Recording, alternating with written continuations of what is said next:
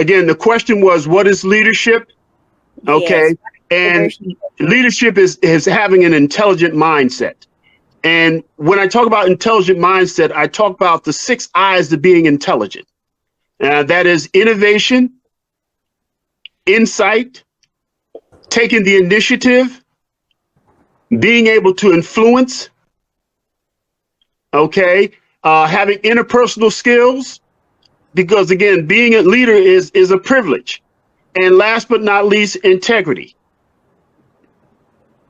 What would be the top problems that, leaders would normally face?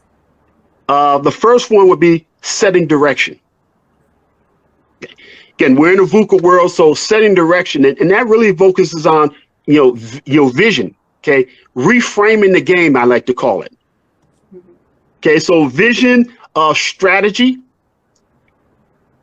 and resource allocation. Yes. Okay, the next one would be aligning the organization.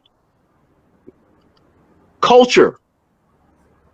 Okay, whether do you have a leadership culture? Because we're talking about change. Do you have a leadership culture where change is driven from the top? Said another way, is it dependent?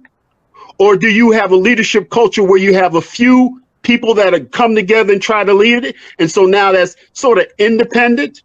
Or do you have a culture that is really holistic in systems thinking, where it's interdependent, where you have a team of people that come together? When you have a team of people that come together, the likelihood of that organization being able to master the complexity of that change increases tremendously. Okay, so that's the culture. Then we look at the organizational design. Okay, there's some parts of the organization that, the term I like to use is a stagile organization. Think of a smartphone. With a smartphone, you have those stable parts, and then you have those agile parts. The stable part of a smartphone is what? It's the operating system, and it's the firmware.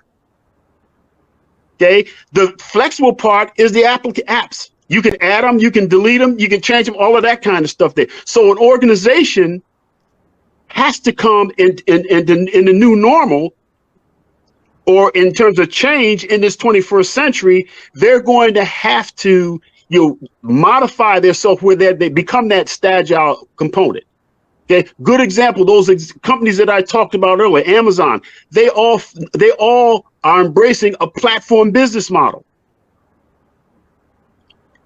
And so what happens is, in a platform business model, the reason why Amazon is approaching $1 trillion in valuation is because not only their first line suppliers benefit, but also their third party suppliers benefit.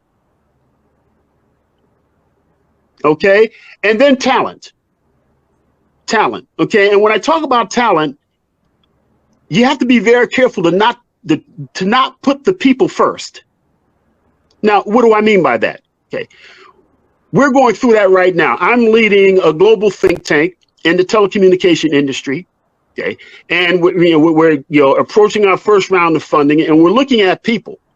And what we're doing is, instead of looking at people, okay, I've gotten them to change their mindset and said, let's look at the roles. What are the roles that are most important for the organization? Once you define those roles, now you can begin to go and identify the types of people that you need to fit into those roles. Okay, as opposed to the opposite. I work with some organizations where I'll go in and I'll say, okay, what are your most important roles? What are the skill sets? Okay, what are your most important people? And it's like, the most important roles are not being occupied by the most important people. And so hence, that's why, number one, you have so many organizations that have an abysmal success rate in terms of executing their strategy. In addition to that, have such an abysmal rate in terms of executing on their digital transformations. Because what happens is digital transformation is a byproduct. Before you can have digital transformation, you have to look at what's the business. Do you have to change the strategy? There's a transformation there. And an organization can't be what its people are not.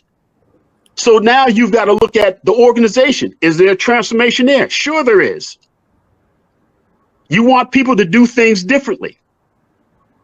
And so you have to address that component first. And then once you address that component, now you can start looking at the digital transformation, because that's just technology. That's the easy part. If you were to summarize for our audience the important leadership capabilities and skills that our leaders must have in order to continue to lead effectively, what would that be? First of all, is having an agile mindset. Okay. And let me break that down for you. Okay. Agile is, you have to have, we've already said the I is for having an intelligent mindset. Okay. And we talked about the 6 I's of being intelligent. You have to have an adaptive mindset. Okay. You have to have a growth mindset. You have to have a learning mindset. And finally, you have to have an effective mindset.